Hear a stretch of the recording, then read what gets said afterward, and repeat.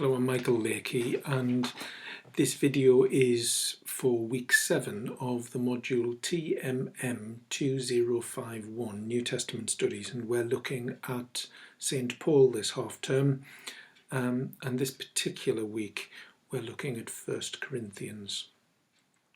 And this video is, as you can see on the screen, concerned primarily with historical and geographical issues. So we've divided the session up into 3 main sections: a section on history and geography, questions of where was 1 Corinthians written, when was it written, why was it written, and to whom.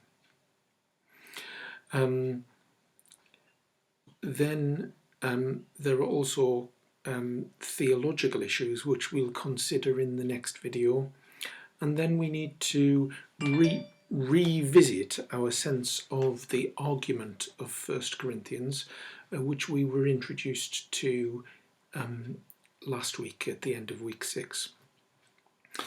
So let's begin. History and geography. I'm going to turn the sound down a little bit because I'm still getting that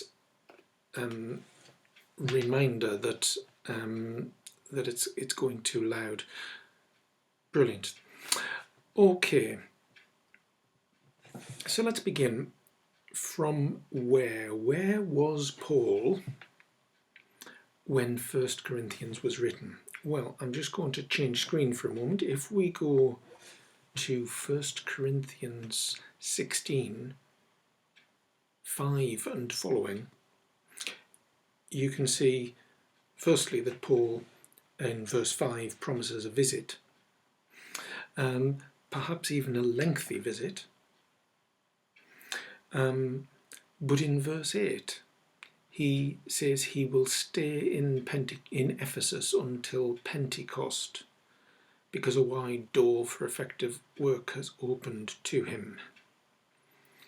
And so Paul is writing from Ephesus. So where is Ephesus in relation to Corinth? Well, firstly, where is Corinth? So let's have a look at a map, and this is it's a free Bible map, but other good maps are available. And you can see there is Greece, and Greece is there's a big part of Greece at the top. Moving down Greece from Philippi in the northeast to Thessalonica, still in the northeast. As you go down to the province of Achaia, which is in southern Greece. And at that point, the Greek mainland almost splits in two, and so there's a peninsula at the bottom where the word Corinth is, and a small land bridge called an isthmus that connects the peninsula, the Peloponnesian Peninsula, to the mainland of Greece. And Corinth was just on that isthmus. Athens is a bit further east. Corinth had a neighbouring port called Cenchrea, which was facing the Aegean side of the isthmus, but Corinth technically faced it bridged both, so it was a really convenient route for the transfer of goods, because you could come to the one side and then you could get straight out on the other. And so there's Corinth. But if we move our map just a bit to the east, you can see Asia Minor, and there on the westernmost point of Asia Minor is a town called Ephesus, and they're almost parallel, and they're obvious points of contact. They're major cities facing one another across the Aegean. It isn't a vast distance, but there were multiple ways you could get there. You could get there by sea, by going directly between the two, or you could go via land and you could enter Europe via the Bosphorus and Philippi, and then go down the Greek mainland from Thessalonica down towards Athens and then Corinth. And of course that's the movement that Luke describes. That's the movement that Luke describes. And so if we scoot back to the travel plans in 1 Corinthians 6, Paul says, I will visit you after passing through Macedonia. And so it suggests that Paul is planning to go north, to go in through Philippi, and then to come down to the Corinthians from Macedonia, which is further north. So we know where Paul was writing from, but let's just have a look at the ancient Mediterranean just for a moment.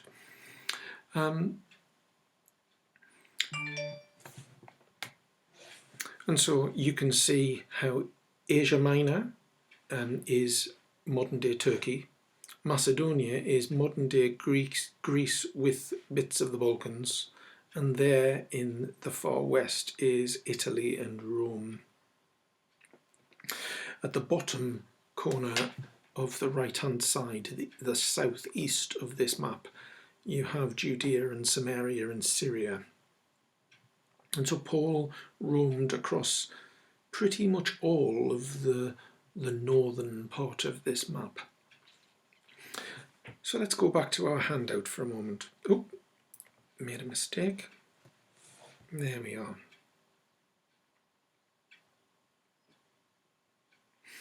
So when did Paul write? Well, I think if to work out when Paul wrote, we've got to do a little bit of hypothesizing. And perhaps the first thing that we need to do is we need to say that it isn't possible from the Pauline epistles alone to work out when Paul wrote.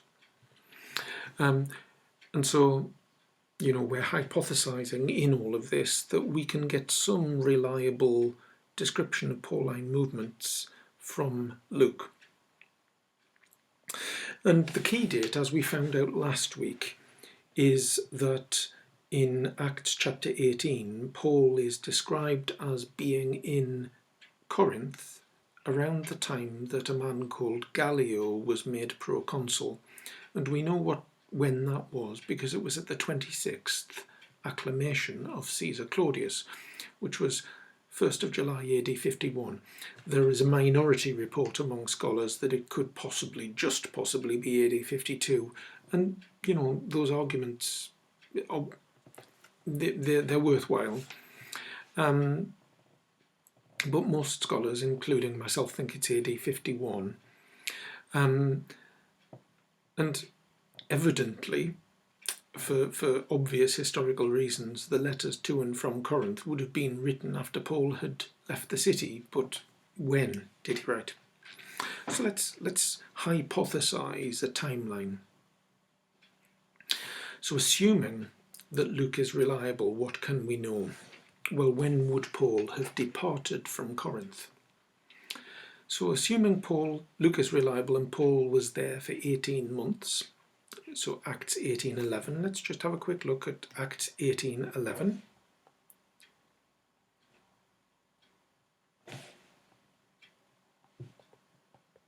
Acts 18:11. There we go. So Paul in Corinth.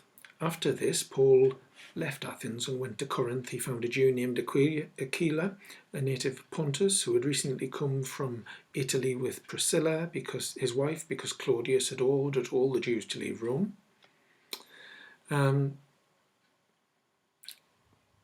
As we go further on,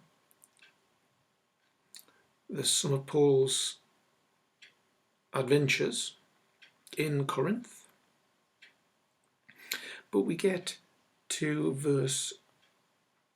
11, Paul was there for a year and 6 months teaching the word of God among them. Verse 12, but when Gallio was proconsul of Achaia, the Jews made a united attack on Paul and brought him before the tribunal. They said, this man is persuading people to worship God in ways that are contrary to the law. Just as Paul was about to speak, Gallio said to the Jews, if it were a matter of crime or villainy, I would be justified in accepting the complaint. Since it is a matter of questions about words and names in your own law, see to it yourselves. Then verse 18, after staying there for a considerable time, Paul said farewell to the believers and sailed for Syria.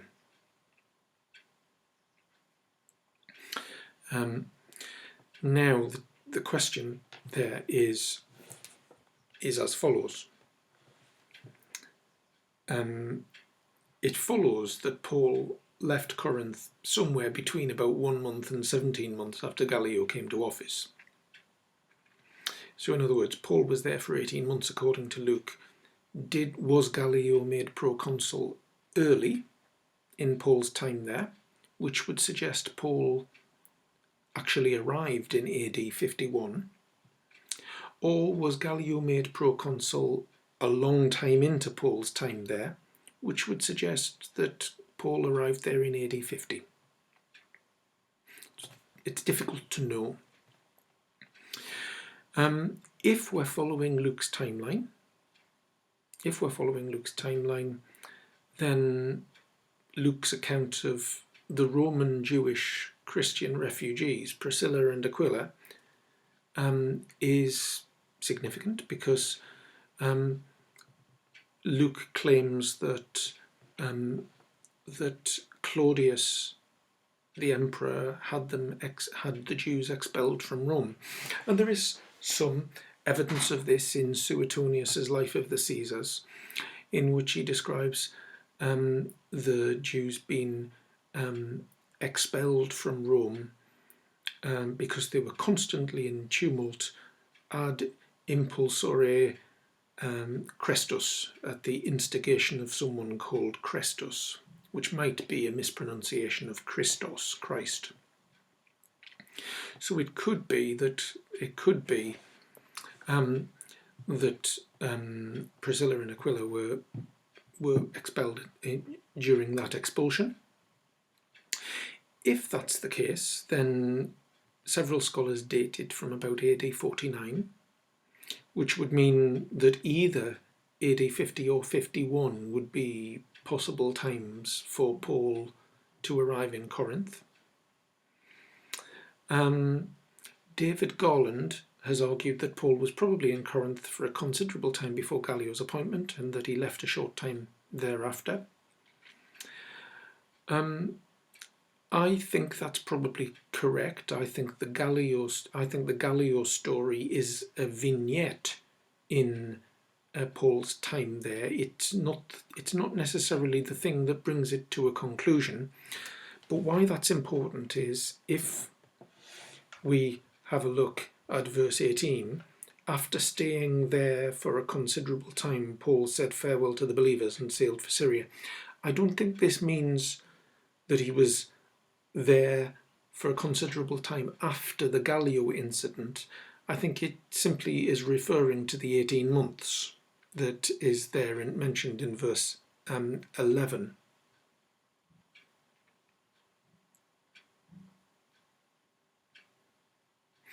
And so I think we've got an option for thinking Paul was there for a long time and then Gallio came along, or Paul was there for a short time and then Gallio came along.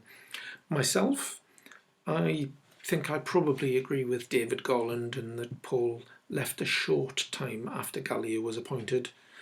And this places Paul's likely arrival date in early AD 50, and with a departure sometime shortly after the late summer of AD 51. And that's if we assume Luke's narrative. Now, why is that important? Well, it gives us an opportunity to then think about how we would go about working out a rough sequence of the Corinthian correspondence. So what do we know about Paul and the ongoing correspondence with the Corinthians? Well, let me just quickly take you back to the Bible again. And so we'll go to 1 Corinthians 1. And the first thing to draw your attention to is 1 Corinthians 1, chapter 11. For it has been reported to me by Chloe's people that there are quarrels among you, my brothers and sisters. And so, in the first instance, Paul is near enough at Ephesus for the Corinthians to think that it's worthwhile sending envoys. That's the first thing. And he's also near enough for him to receive written reports, as we'll see at the beginning of chapter 7. Now concerning the matters about which you wrote. Paul's also near enough to write epistles.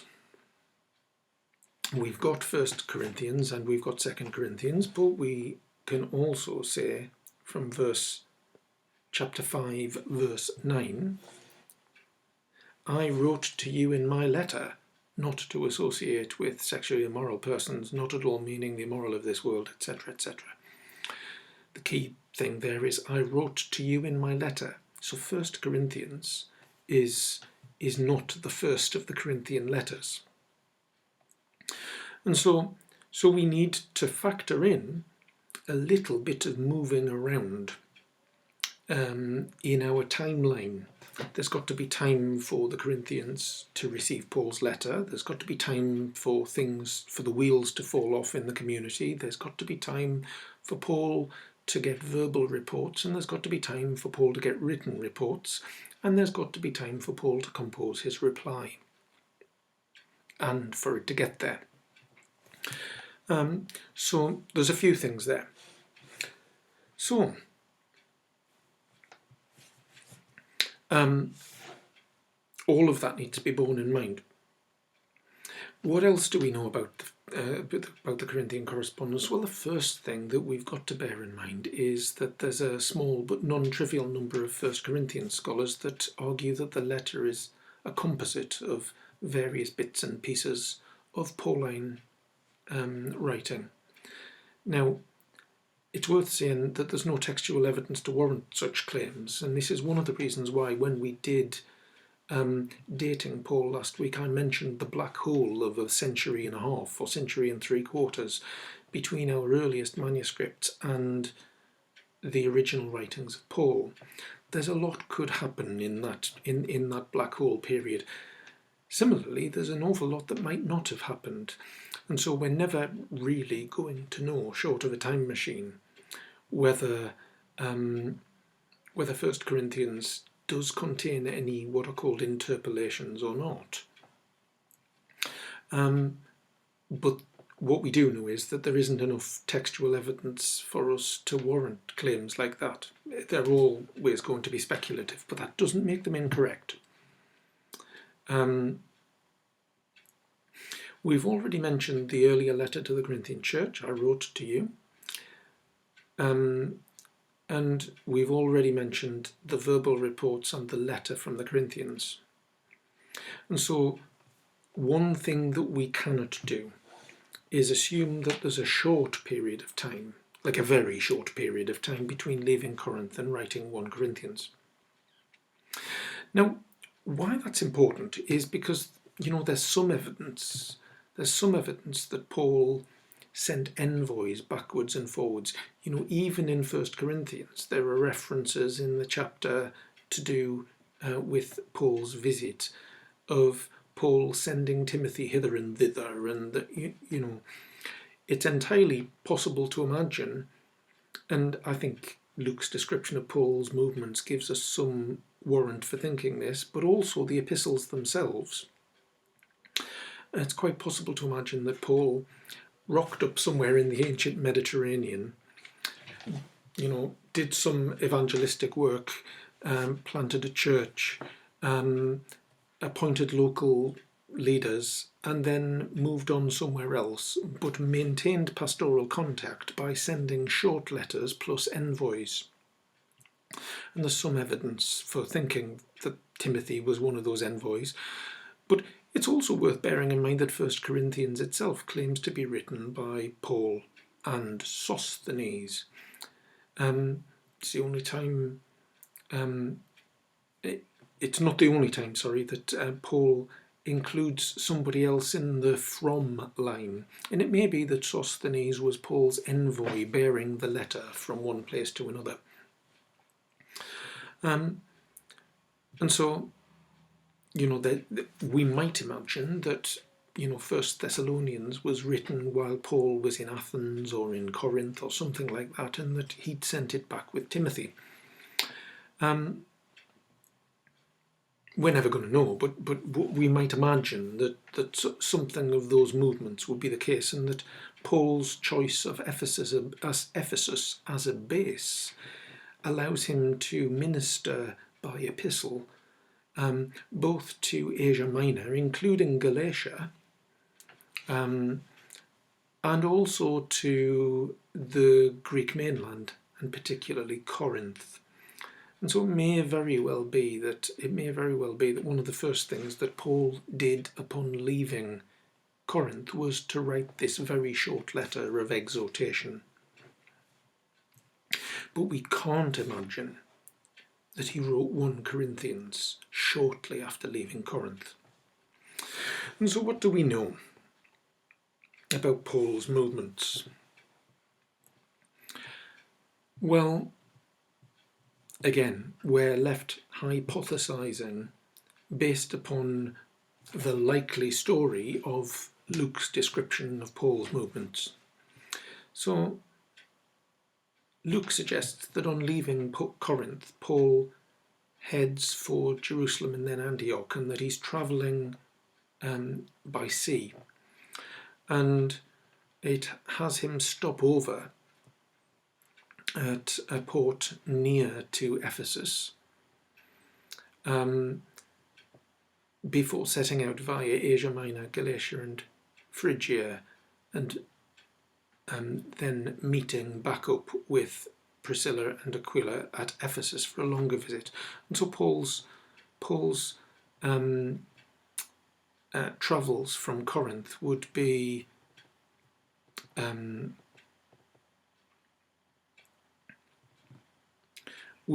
there'd be an outbound journey towards Jerusalem, but then there'd be a return journey by land. And it may very well be that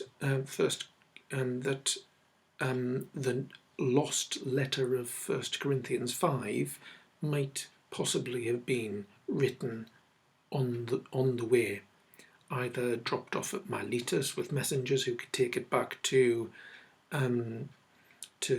Corinth, or dropped off at Jerusalem and carried there on a separate return journey. And we can be confident, I think, that if Paul left Corinth in AD 51 and travelled as he's described travelling in Acts, then the arrival in Ephesus for the longer visit would be some time later. We could hypothesise a year or so, with the correspondence occurring after that. And so we're thinking late AD 52, he arrives back at Ephesus, and AD 53 being around the time that the Corinthian correspondence that we have began.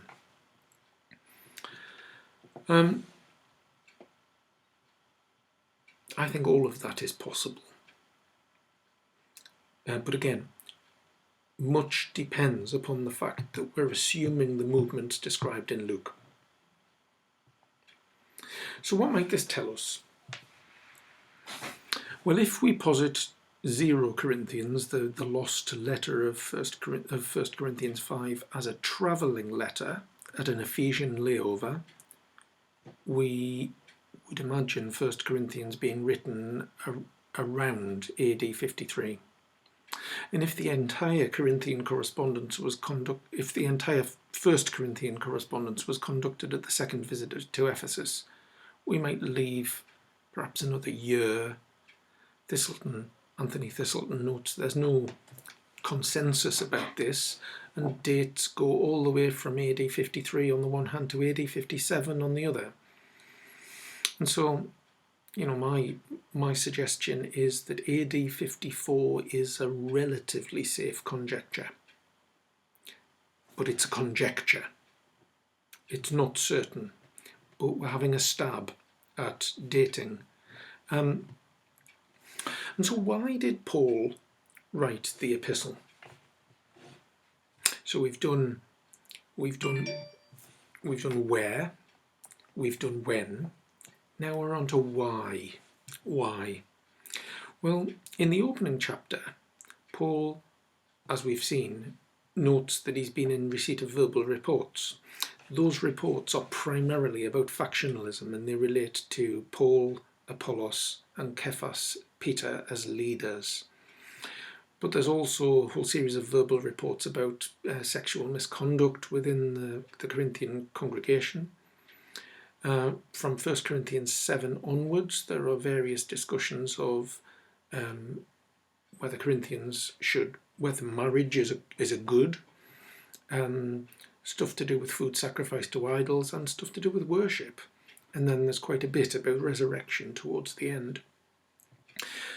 Now, it's not clear that the question of factions ever disappears from Paul's radar. Social, scientific and rhetorical analyses of the later sections frequently highlight the way in which disputed matters are bound up with social status, and the way that social status is bound up with assimilation into the wider culture. And so one of the things that we might want to think about is there a unity to the argument of 1 Corinthians? Is there a big why amongst all of these little whys? And what we'll find out when we do theology is that there might be. The problem is that we can't quite decide what it is. There's an old saying, 2 rabbis, 3 opinions. It's pretty much the same with biblical scholars, especially Pauline scholars. So I think we're there. We've done our what, when, where, why questions, and so I'm going to put you back on full screen and say thank you for watching.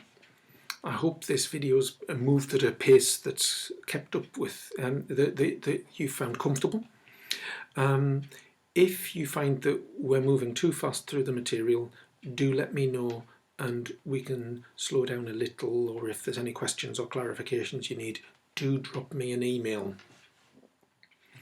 Well, thank you for watching again. God bless.